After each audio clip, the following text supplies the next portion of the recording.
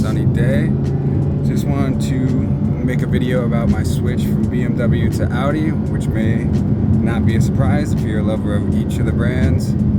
Some of the vehicles are different options I was thinking about when looking at the R8 that were in the same price bracket, and a little bit of talks about the upcoming Monterey Car Week and the content we're going to be making with that. So just going over, BMW compared to Audi. Looking at the entry levels, I'm much more of a fan of the M cars, like F82s, G82s, compared to what the Audi line provides. But when you look at BMW and Audi as you get to the top end of the sports car range, an R8 is pretty much the top of the food chain when it comes to that. I can't think of anything in BMW's line that really comes close to the R8. I thought about getting a CS, but just for the money you're paying, I'd rather pay the extra just to get the V10 from Audi's line.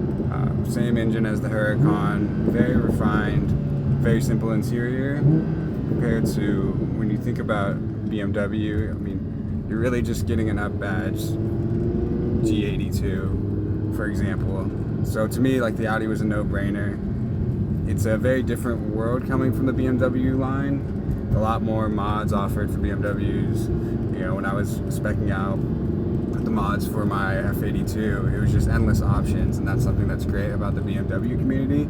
Like, they just built it so far out that there's so many different options you can take your car. But when I was looking at the Audi line, I'm assuming because it's the R8 and not many people are into modding that platform, it's just tough to really find so many different, like, carbon fiber lips or diffusers or different ways to make the car unique. It's really hard to find those options, especially when you're spoiled coming from the BMW community, where everyone's into modding their cars and making it more individual. The next major difference I did notice jumping over was when you look at BMW and how far they take the individual line, like, you get so many different options when you're looking to buy a car secondhand or you're speccing it from the configurator. Like, you get all those different paint color options, especially on the G82 platform. Anyone could spec an individual as long as you're willing to wait for the allocation. But you can get great colors like British Racing Green, Ferrari Red. There's a ton of unique colors that they offer to their customers. And when I was looking at R8s, like, I didn't really see that individual component. I don't know a ton about the brand, so I could be going over the exterior of the R8. You get this very aggressive rear bumper and rear diffuser, as well as the carbon fiber spoiler that comes stock on all the performances. The heart of the beast, the V10 right there with the glass cover. I think overall Audi did a great job on the exterior of this vehicle. And then side profile still looks pretty aggressive as well. A little bit of a carbon overload. You have the stock 20-inch wheels with the ceramic monster size brakes, front and rear. And then you come around to the front of the car. So this is where I think there is a little bit of a miss on the R8. It's kind of similar to like the BMW line, F82, G82, when they do not have a front lip. It does not look like a very aggressive car. And we have one on order right now. I will show the install of that soon, as well as the exhaust and the lowering springs. So big things to come with the car, and some changes very soon. But I think overall the car looks good, but not great. It'll slowly come together, just like everyone's unique builds, where as you start to mod it out, it'll look more and more aggressive and kind of like your own build. So very excited for that. The Kimura Gray, I think overall, is a great color. Very unique color you don't see too often, and I believe it was out of the R8 line the only performance models 2020 and after can spec this color. So very cool. Really enjoying the car and very excited for what's to come and to document the journey on here.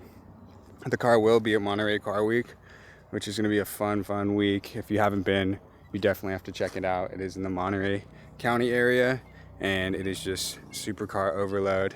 It'll make the R8 seem like a not very special car, but I've been going for years. I think this will be my 9th or 10th year in a row, so very blessed to be able to attend that and document that for you guys.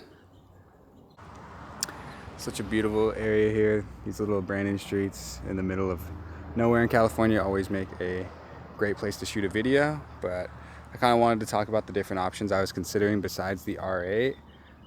Basically M4 CS, 570S, and then the Porsche GT3, not the newest one. I believe it's called the 991.1 or 2. Don't kill me on that, but just kind of running through them real quick. M4 CS, not really, what I was looking for in as you get into the six-figure range. I think it's a bit overkill on what they're asking for those cars compared to what you can get. I mean, you're really getting towards the territory of, as you can see, Audi R8, Porsche GT3, and a 570, which are completely different leagues of cars.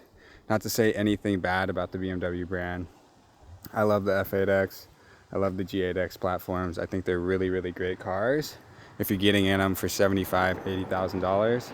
But if you're asking M4 CS or an R8 or a GT3, I kind of think it's a no-brainer when it comes to that.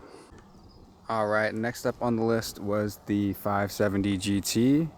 Overall, it's a great car. Doors go up, very exotic looking compared to the R8, but it just wasn't what I was really looking for. I know the reliability of the V10s.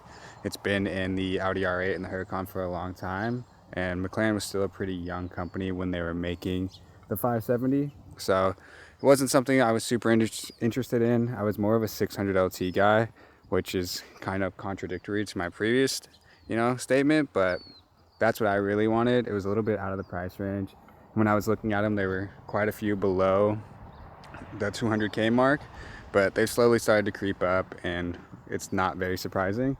The amount of, performance you get out of the 600 LT, and the styling is great. The exhaust pipes coming out of the back of the car and shooting upwards, super unique, very unique car.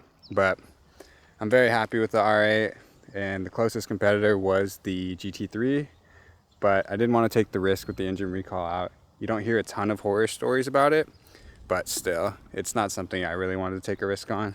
Very happy with my choice. The V10, the very unique styling of the R8. And I'm getting a new exhaust next week. I feel like it would be fair to document the stock exhaust of the R8. So give me a second here. We'll do some revs with the valves closed and then some revs with the valves open as well.